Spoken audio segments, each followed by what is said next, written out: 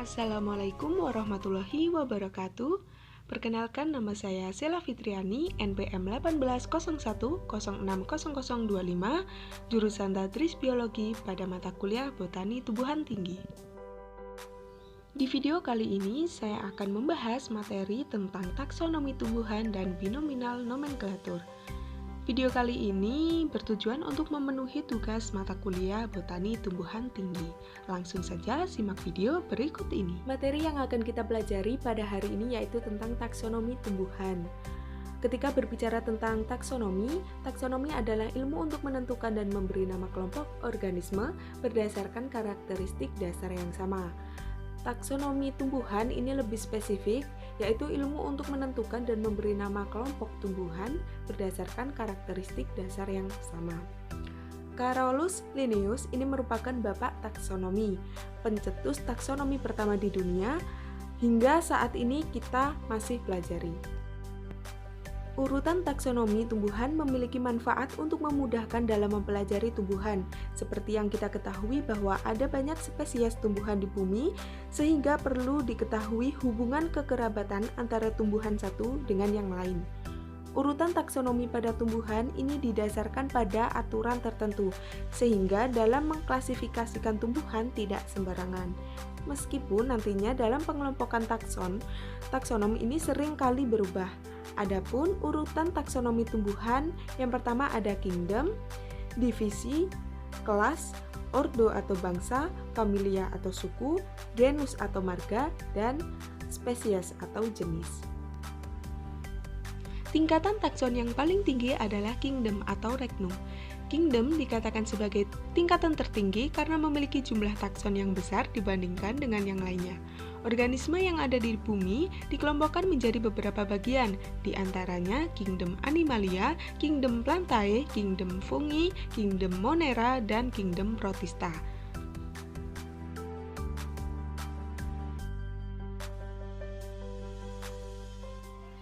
Urutan taksonomi tumbuhan yang kedua adalah filum atau divisi. Divisi pada tumbuhan ini memiliki ciri khusus, yakni menggunakan akhiran pita. Kingdom Plantae ini dibagi menjadi 3 divisi. Yang pertama Bryophyta atau tumbuhan lumut, Spermatophyta atau tumbuhan berbiji, dan Pterodophyta tumbuhan paku. Urutan takson berikutnya adalah kelas. Takson ini berada di bawah takson divisi dan di atas takson ordo. Nama-nama tumbuhan ini memiliki akhiran nama yang berbeda-beda. Nama itu mengkategorikan tumbuhan berdasarkan kelasnya. Nama-nama takson kelas antara lain yaitu akhiran Edoneae, yaitu untuk tumbuhan berbiji tertutup. Kemudian ada Otsida untuk lumut dan Pisciae untuk alga, dan lain sebagainya.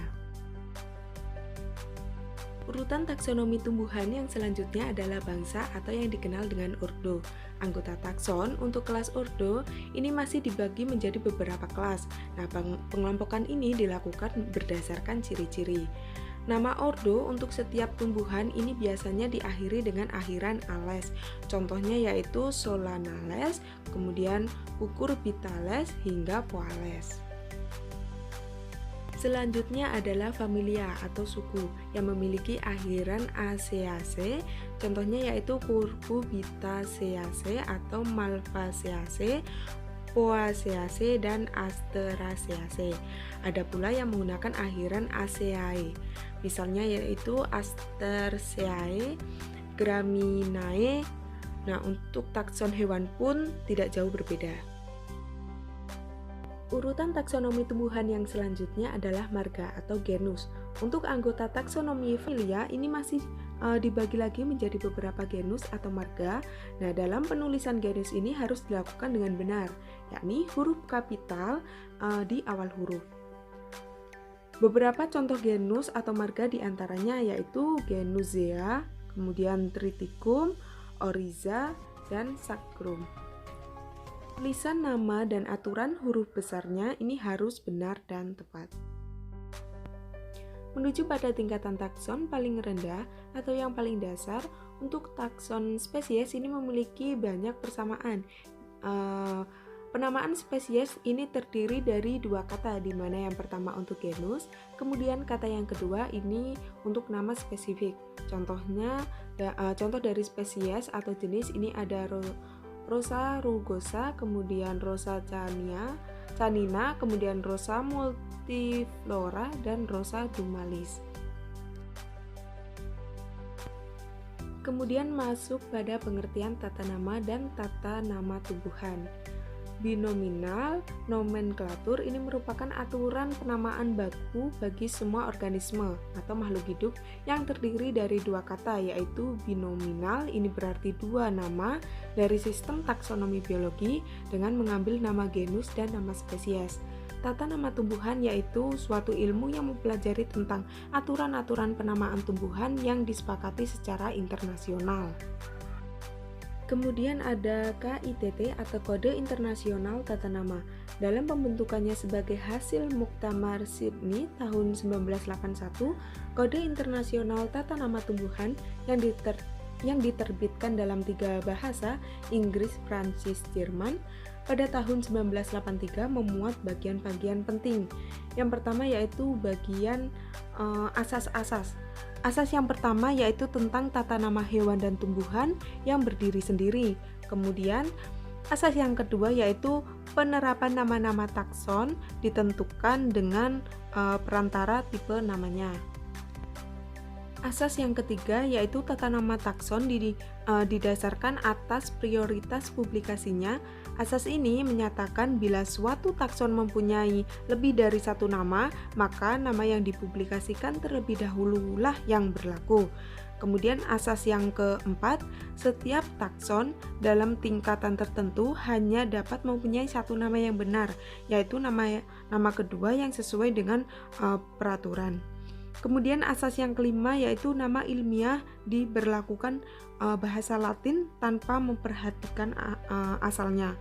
Kemudian asas yang keenam, peraturan tata nama berlaku surut kecuali bila dibatasi dengan sengaja.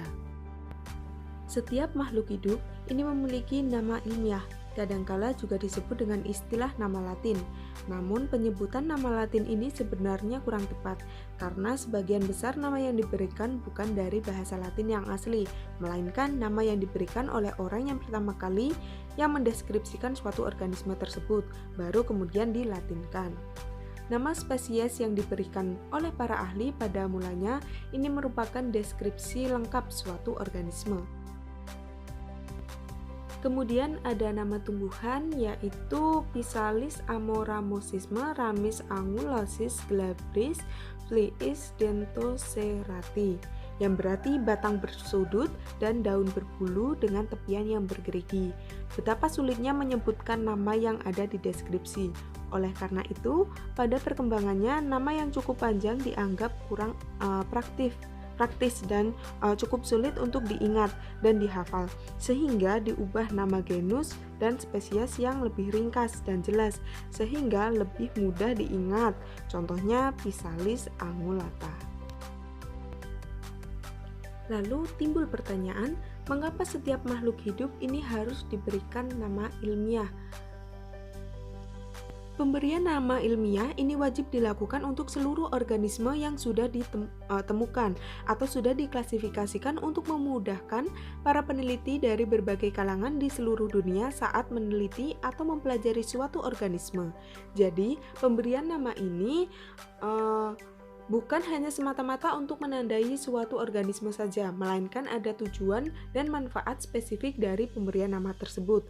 Bayangkan saja jika nama dari makhluk hidup ini hanya diberikan sesuai dengan nama daerah masing-masing dan tidak ada pemberian nama ilmiahnya.